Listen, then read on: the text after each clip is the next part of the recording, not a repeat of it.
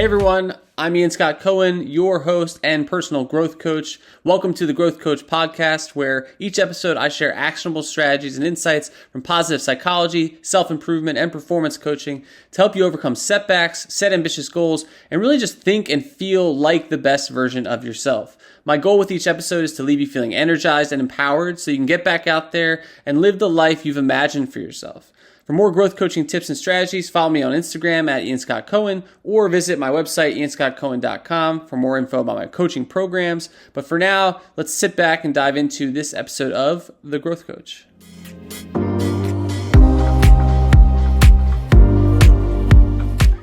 Okay, hey everybody. For today's episode, we're going to talk about what might be the most critical psychological barrier so many of us face on our journeys to self-improvement or self-actualization. And it's really, really important to dig into this one because honestly, it's where a lot of growth begins. And so the topic today is this underlying feeling of unworthiness or not being good enough. It's honestly probably the most pervasive mental health challenge or mental performance challenge that I come across in my work. You see it as a common thread throughout all the most popular writings, not just in self-improvement, but also in philosophy, in a lot of religious traditions. And so today we're really going to talk about this feeling of unworthiness because we're all constantly plagued by our inner critics, right? Those voices in our heads who tell us we're not good enough. Even when we seem to banish them, when we might be riding a high or have, stacking achievements up, it's always seems like it's there. We know that it's a temporary reprieve and that those ugly voices are going to jump back up when we least expect them or when we least want them and start bringing us down again, making us feel like we're not good enough and we're not worthy of the world and the people around us. So that's what we're going to dive in today. And this is really, really important because feeling unworthy or feeling like you're not good enough can undermine pretty much any and all good experiences that we are having. And it can undermine your achievements. It makes it very difficult to feel pride. It makes it very difficult to feel excitement. Instead, we get anxious. And so today, I really want to get to the heart of this. Where does it come from? Why does it exist? And what are some ways to start overcoming this feeling of unworthiness? We're going to talk a lot about a book called Radical Acceptance by Tara Brach, who's a very renowned PhD. I'll give you a little bit more info about her in a bit. But ultimately, what I want you to walk away with today is, one, knowing that you're not alone in this feeling of unworthiness or not feeling good enough. In fact, it's probably the most common thing I come across with clients and in my programs. Second, understanding where this critic can come from. That can be a really important part of short-circuiting it or defanging it, whatever metaphor you want to use. Third, we're going to talk about how Brach describes this concept as a trance of unworthiness, which I think is probably the best terminology I've heard or come across to capture what this feels like and what it is. And we'll explore one of her strategies, which is around pausing, how to pause. And I'll give you my own version of it, which I think is a little bit more descriptive so that maybe you can start practicing it on your own and ultimately start short-circuiting this constant feeling of unworthiness. So let's start with a little bit of background and see if any of these situations sound familiar to you. So the feeling of unworthiness, not good enough, often pops up even right after we're at our highest point. So maybe you gave a presentation or submitted a project at work and everybody says it was great. But in your mind, you spend the rest of the day fixating on that one part you flubbed, the line you misspoke on, the data point that wasn't right, the font that was wrong on the slides or in the reports. And you just sit there and think about, that's what they really think or that's what they really saw. And it kind of proves that you're not as good as you think you are. Another instance where this could come up is something like, you put in a whole week of working out, you've been exercising, you've been trying to eat better, eat right, and then eventually you get to the point where you're like, well, you know what? I deserve a reprieve. I deserve a reward for my dedication. So then you give yourself a snack, and this one is very common for me. You give yourself a snack, and then after you eat that snack, you start berating yourself in your head afterwards, saying, see, you're the worst, you can never have good habits. You're just going back to who you were. This proves that everything you just did was fake and you're just faking it. Or another example is you have a great date. You go out, you have a fun time, the chemistry is flowing, the vibes are there, conversation is good, you plan to see each other again, and then all of a sudden, afterwards, or even the day after, you're sitting there thinking to yourself, questioning everything that happened. It's like, were you really interpreting their reactions the right way? Is this person secretly really strange? Like, why in the world could they possibly be interested in you? This person who's broken and weird and has tons of flaws and you're a loser and blah, blah, blah, blah, blah. That one is super common and definitely gets in the way of a lot of us being vulnerable in dating scenarios. So I share these stories to say that we've all been there. And I know for myself, I've been there many times before. You feel not good enough, not just in the moment, but it's this deep down sense of unworthiness. And that's what we're really going to explore, because this feeling haunts us, right? Sometimes it's a constant where you're just kind of in this state. It's almost like a rain cloud over your day. And other times you're having a great day and it just pops up. So what is this feeling? Where does it come from and why? And then most importantly, how can we start overcoming it? So I want to start by looking at how Tara Brach and her book Radical Acceptance approaches this. So a little bit of background about Brach first. Here's a synthesized bio I put together.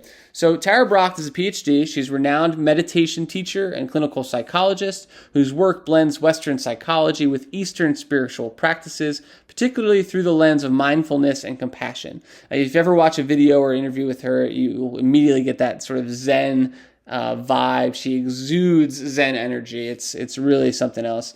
She is the founder of the Insight Meditation Community of Washington, D.C., has authored several influential books, including Radical Acceptance, which is the text we're going to talk about today, and Radical Compassion. Now, through her teachings, workshops, and popular podcasts, Tara has inspired millions to cultivate emotional healing, spiritual awakening, and compassionate action in the world. So she brings a very both clinical psychology perspective and also a Buddhist perspective into this. And she describes this feeling of not being good enough as a trance of unworthiness. So I'm going to read you a quote from her book that describes this feeling, and I think really captures this. See if this quote resonates with you. So here it is. She says, "When we are in the trance and caught up in our stories and fears about how we might fail, we are in much the same state, this trance of unworthiness. We are living in a waking dream that completely defines and delimits our experience of life. The rest of the world is merely a backdrop as we struggle to get somewhere. Now, as in a dream, we take our stories to be the truth, a compelling reality, and they consume most of our attention. While we eat lunch or drive home from work, while we talk to our partners or read to our children at night, we continue to replay our worries and plans. Inherent in the trance is the belief that no matter how hard we try, we are always in some way falling short." So I'm going to repeat that last part because I think it really resonates a lot with me. She says, while we eat lunch or drive home from work, while we talk to our partners or read to our children at night, we continue to replay our worries and plans. Inherent in the trance is the belief that no matter how hard we try, we are always in some way falling short. Now, if this resonates with you as much as it does with me, your alarm bells are probably going way off because this is a very vulnerable thing to talk about, but that's why it is so critical. So first, I want to talk about a few reasons about where this comes from and why. So the first is kind of biological. Now, this is once you hear it, it's very intuitive. Instinctually, humans, obviously our survival, we are not the most powerful creatures. We're not the fastest creatures. We are more of thinking creatures and social ones. So our survival ultimately depends on our diligence and our awareness. So for humans, that really comes down to thinking and planning ahead. So naturally, our brain is wired to always be on the lookout for fears or predators, enemies, whatever word you want to use. Really just in the modern life, missteps, things we didn't catch, things we're not thinking about, things that we think we need to be prepared for.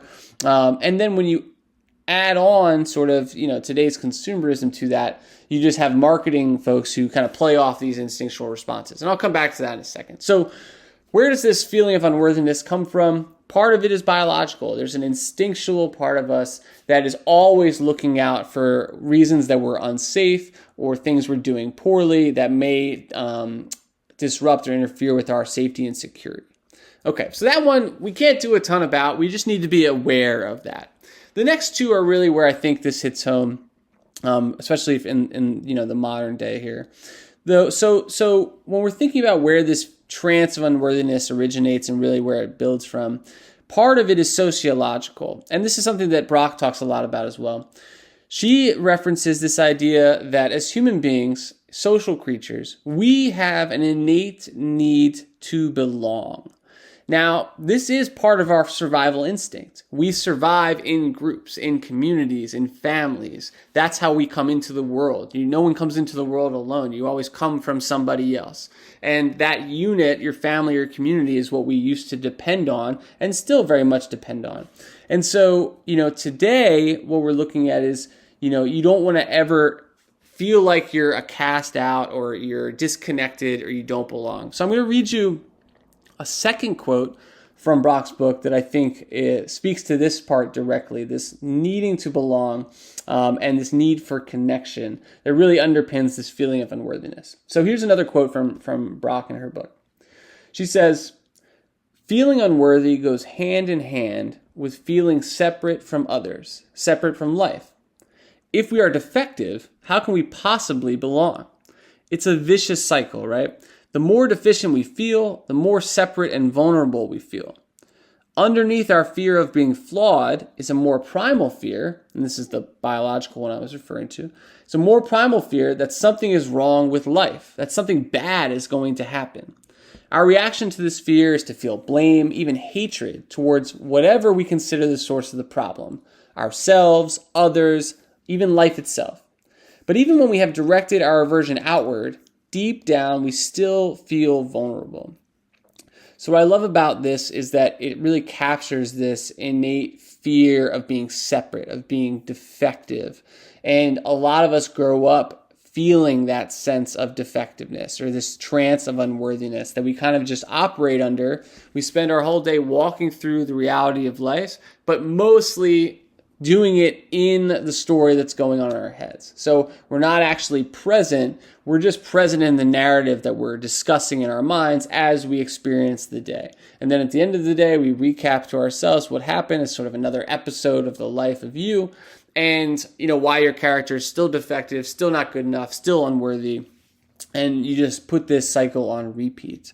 So this comes from this need to belong, this fear of being defective or cast out, not part of the community.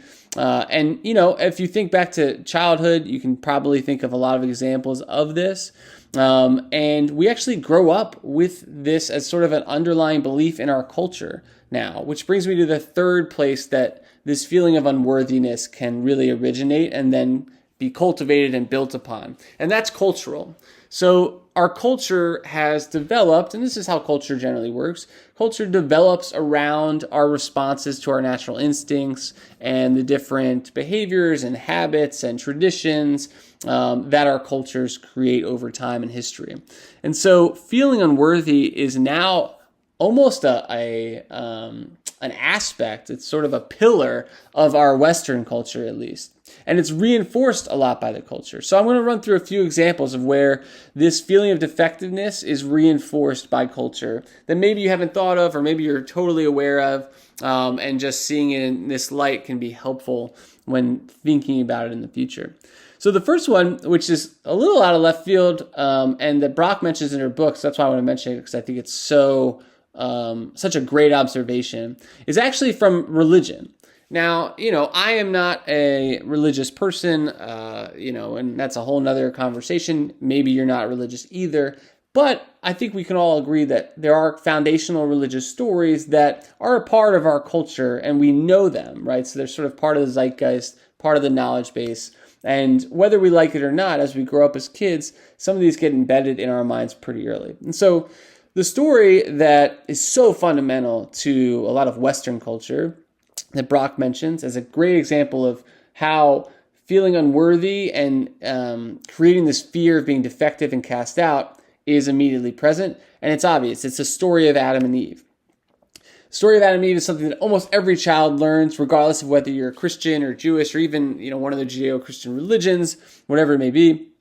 You know this story because it is fundamental to so much of modern culture.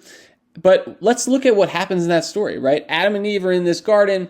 Eve does something that is against the norms or the rules, and she's immediately exiled for life, banished for good. And that is how we are taught as children. That's like a fundamental story that represents sort of morals and ethics. We don't, obviously, as kids, know those things specifically. We don't really understand the nuances or even what the teacher's talking about.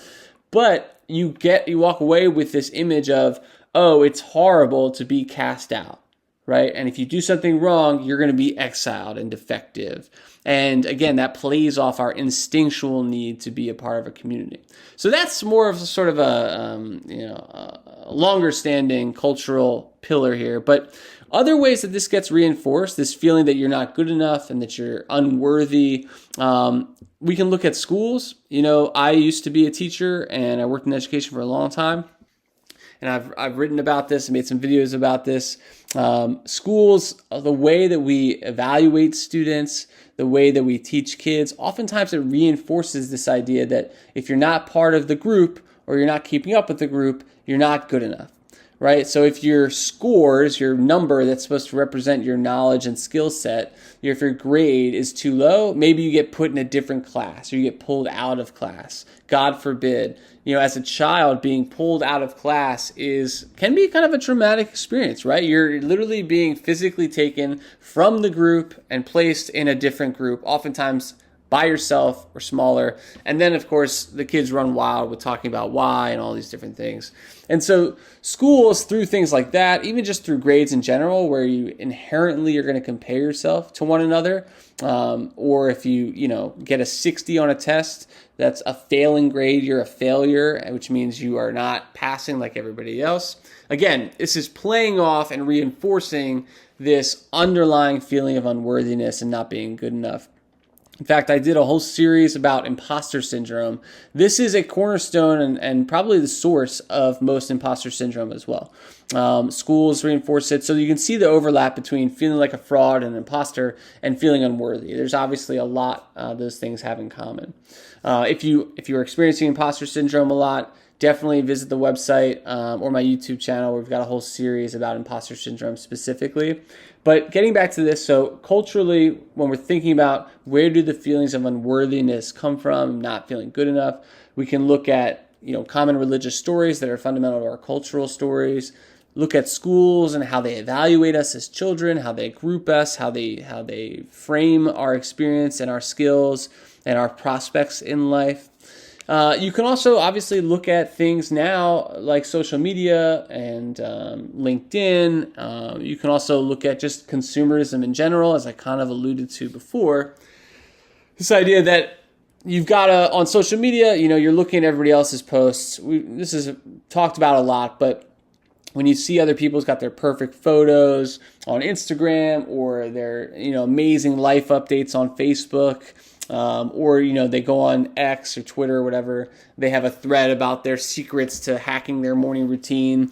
All these things make it seem like what you're doing is not good enough, right? It's triggering that neural pathway in your head that says, wow, look at what somebody else is able to do right now. And God forbid they're younger than you. All of a sudden you're like, well, I'm turning 35. Look what they're doing at 22. And so, on LinkedIn, we call it LinkedIn envy. You might have the great job. You might have a PhD. You might have it doesn't matter. You might be a accomplished and achieving person, and still you can go on there and scroll for about 20 seconds and find somebody that you'll probably envy or feel like, wow, I wish I could have a post like that or an update like that. It's just a constant hamster wheel that all it does is trigger these feelings of unworthiness. And so a lot of these things are unfortunately reinforcing these feelings. So with all that to say, it's such a big challenge. We're constantly feeling like this. Even when things are going well, we're worried that things are going to turn, everything's going to fall to shit. What can you do to at least short circuit this, if not completely overcome it? And it starts with Brach's strategy of pausing, which I think is a great place to start because it's simple, it's quick, and honestly, it's a practice. So it's something that you can actively do and that you need to do repeatedly to start reshaping how your mind works and how your conscious self thinks. And so let's talk about what pausing means. So pausing is really about stepping back, right? Pausing is taking a breath. It's observing what you're thinking and feeling in the present moment. A lot of times throughout the day, again, we kind of get caught up in our narratives or, what's going on in front of us, and you just kind of get on autopilot through your routines, through your thought processes, and your mind gets on autopilot too. Something people don't necessarily understand or recognize. If you stop right now and think about the stories that you tell yourself, the memories that you revisit, you can probably name a few that you revisit all the time, or thought progressions that you have all of the time. Oh, I didn't go to the gym this morning. That's because I'm lazy. I'm lazy and I'm out of shape. I'm out of shape. I'm not going to be wanted by anyone. I can't find anyone to date, et cetera, right? You probably have these things queued up that once they're triggered, the synapses start firing, and all of a sudden you're back to where you were yesterday. It's just sort of a repeating cycle. But recognizing that this is sort of an autopilot, right? It's a habit that your mind has put together is important, because pausing, while it seems like you're doing nothing, is actually an active step. You are choosing to pause. And so you're going to take a step back, take a breath, and really what you're trying to do is observe two things. What are you thinking? So what are the thoughts that you're thinking?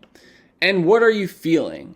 And when we say feeling, really think about, where are you feeling it? Where in your body are you feeling sensations? So perhaps you are having thoughts about, let's say you pause and you realize that all your thoughts about this big presentation you have later in the day, and you're getting really nervous and anxious about it. And then you observe your feelings, and you've got probably a weight in your chest or a tightness. Maybe you have butterflies in your stomach, so to speak. So the reason that you want to pause and notice your body, notice your thoughts, notice your senses, is that this is a way to also separate them from you. And so what do I mean by that?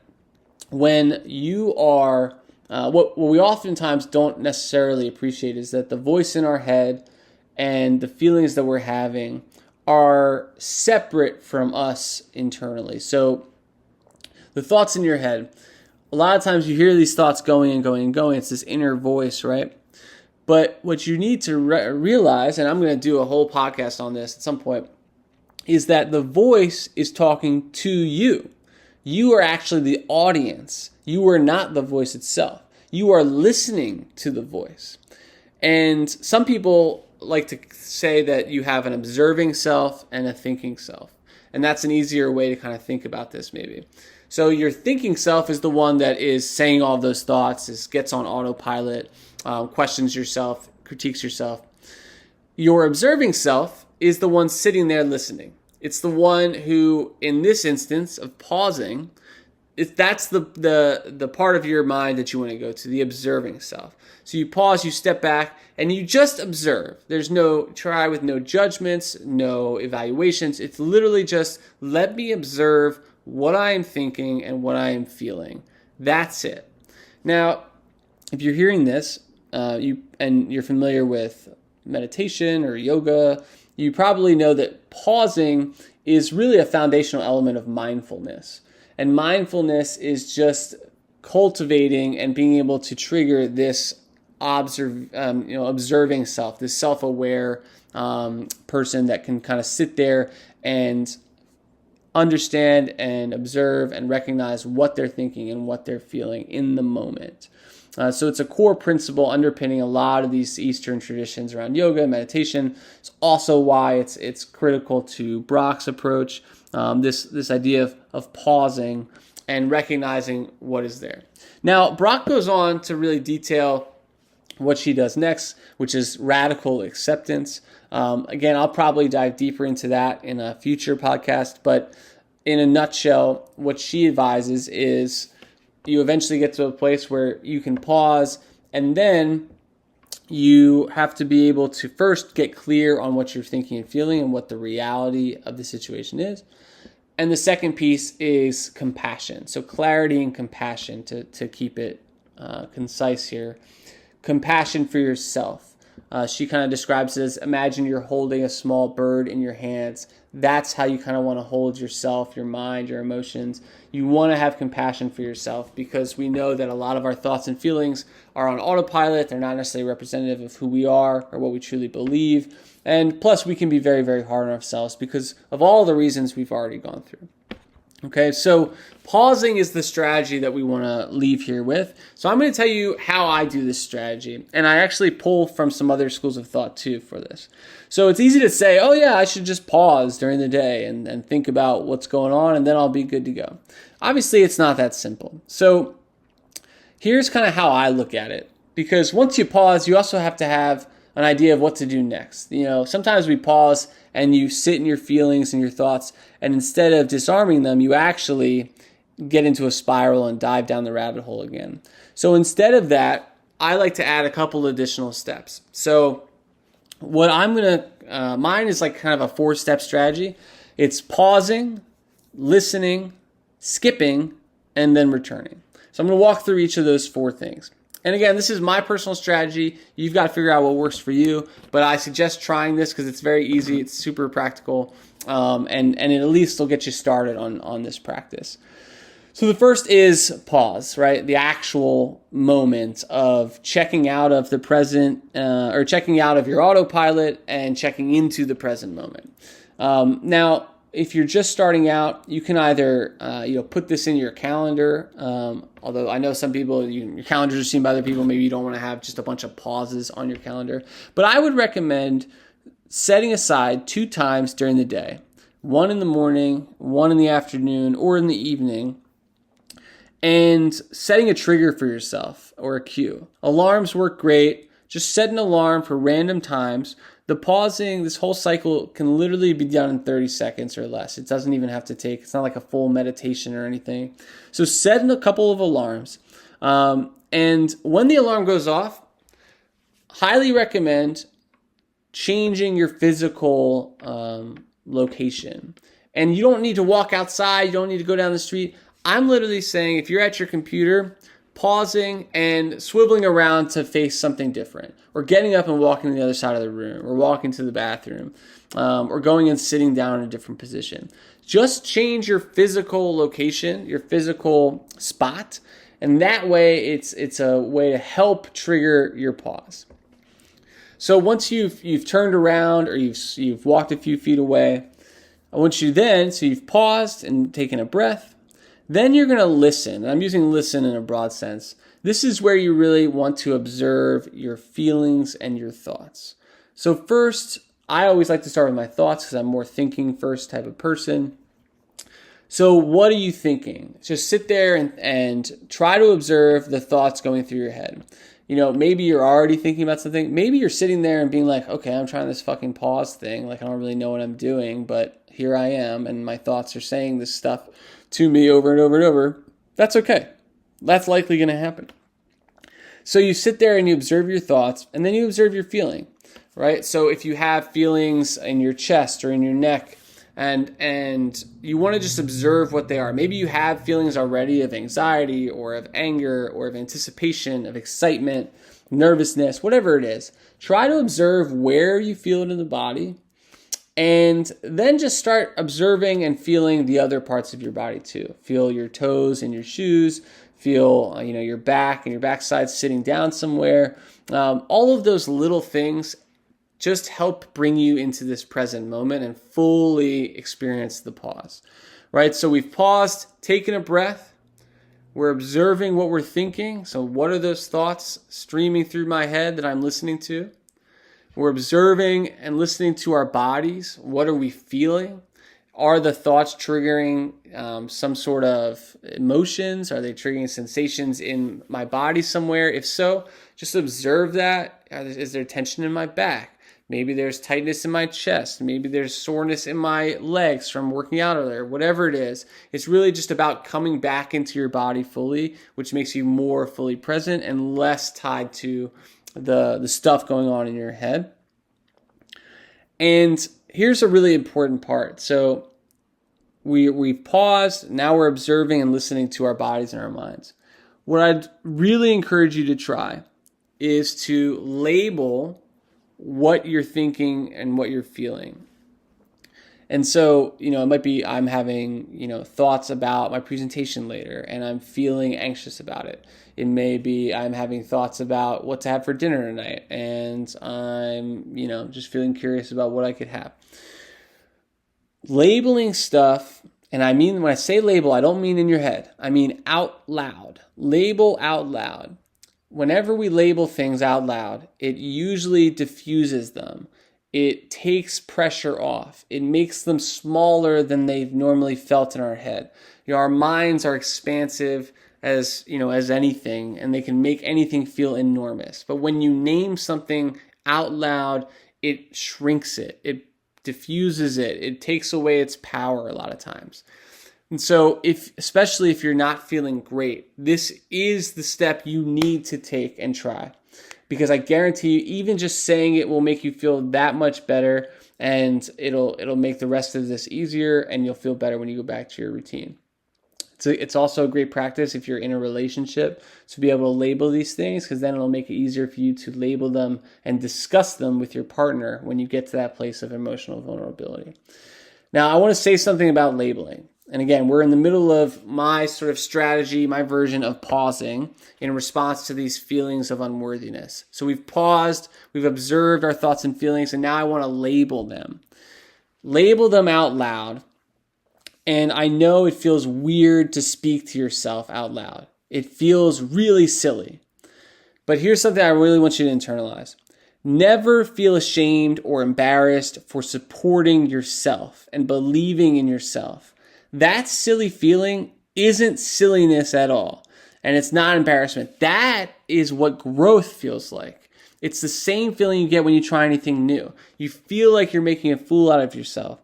But I'm telling you, that is what growth feels like. It's not about feeling silly or stupid. But I know when you start talking to yourself out loud, it can feel that way. But do not ever be ashamed of doing something to support and invest in yourself and believing in yourself. So when you are doing it, know that you're growing. Every time you do it, every pause you take is a rep. That's what's so amazing about mental fitness and strengthening and growth, is that the reps take nothing. All they take is intention. And so if you're listening to this, we already know you are a person who enjoys and values improving and getting stronger and getting better. You are that person by even giving a fuck. And that's great. I am too. That's why we are here. So feel this, feel empowered by it, and try to speak to yourself out loud in these pauses. Okay, off my soapbox. So back to my strategy. So pause, listen and observe.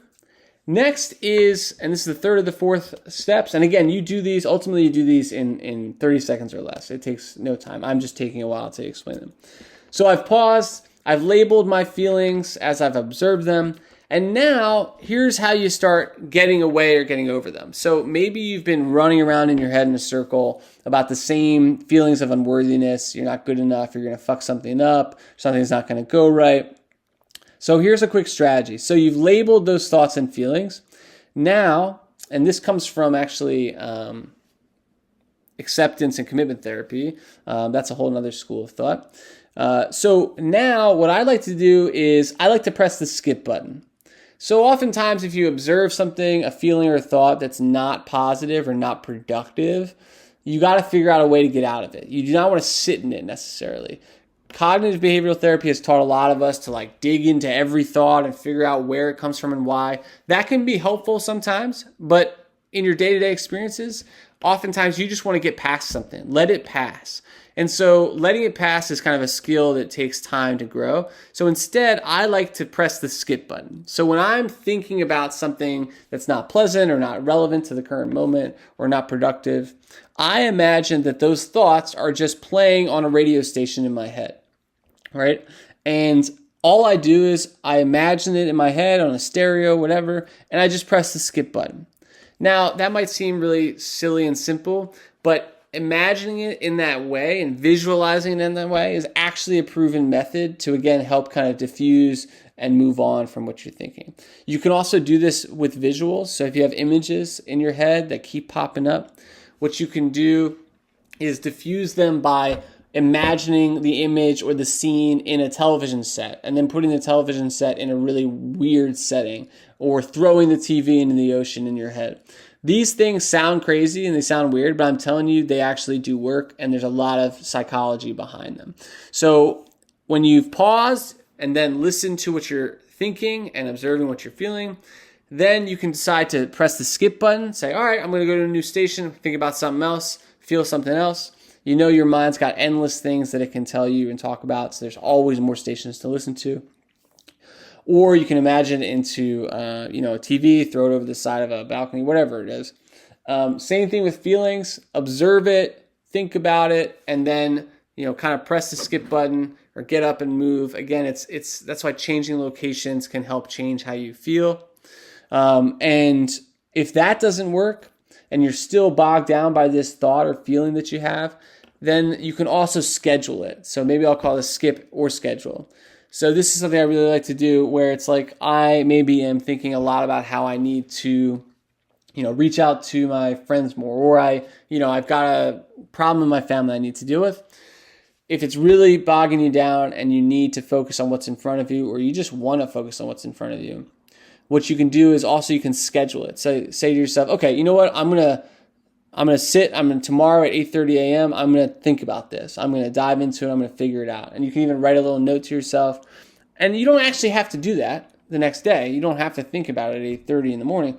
But what it does is it gives your mind a way to say, oh, okay, we've set this aside. We'll come back to it. And as we all know, our worries and fears and anxieties are gonna come back usually in some form.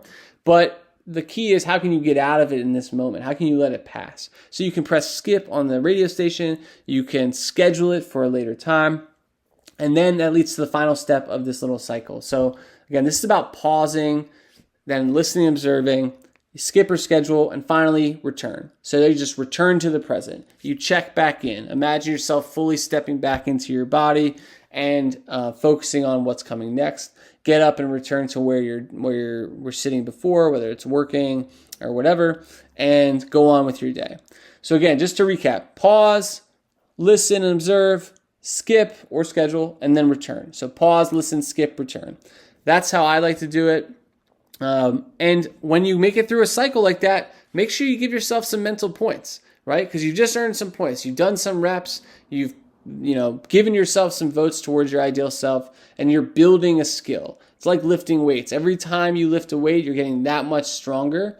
And so every time you do one of these mental reps, you're building up your mental fitness and strength so that you can really power through and overcome a lot of these recurring anxieties. So to kind of sum up, again, we started by talking about these constant feelings of unworthiness that plague us throughout the day, our inner critics who constantly tell us we're not good enough. We talked about how Tara Brach and her book Radical Acceptance refers to this as the trance of unworthiness, and how we kind of get caught up in these stories as opposed to in the present moment. Then we talked about where this stuff comes from. So the biological need to survive depends on being diligent and aware. Sociological reasons, like we want to belong, we want to be in a community, and we need connection. And if we're defective, we fear not having that connection. And then cultural, how our culture, from religion to schooling to professional world, social media, all makes us feel like we're not quite good enough. There's always something else we can be doing. All these things reinforce this stuff, but they're not actually based in fact. And so the strategy you can to just start making progress to overcoming this recurring challenge is practicing the pause. So when you reach a moment where you are in sort of peak emotion or peak thoughts, you can pause and exert some mindfulness, observe and listen to what you're thinking and feeling, and then skip it or schedule it for later consideration and move on. So hopefully you've found some value in this conversation about this feeling of unworthiness. It is really critical to self-growth. It's critical to self-improvement. And it's something I dive into with my clients and in my programs all of the time. And once you can start really overcoming it, which is just about consistency, it's about using things like pausing, you'll start to feel better and start to be able to accomplish even more of what you want, both personally, professionally, and in the rest of your life. So thank you for tuning in to this episode of The Growth Coach, and we will see you next time. Hey friends, before you go, I want to tell you about one more free coaching resource called The Gas Up. It is my weekly coaching email I send out every Sunday evening to help you get engaged and ready for the week ahead. You can sign up now using the link in the show notes or follow me on Instagram at Ian Scott Cohen to find the link in my bio. And if you forget, you can always find all this information and more about my coaching programs at www.ianscottcohen.com. Thanks again for tuning in to the Growth Coach podcast, and we'll see you next time.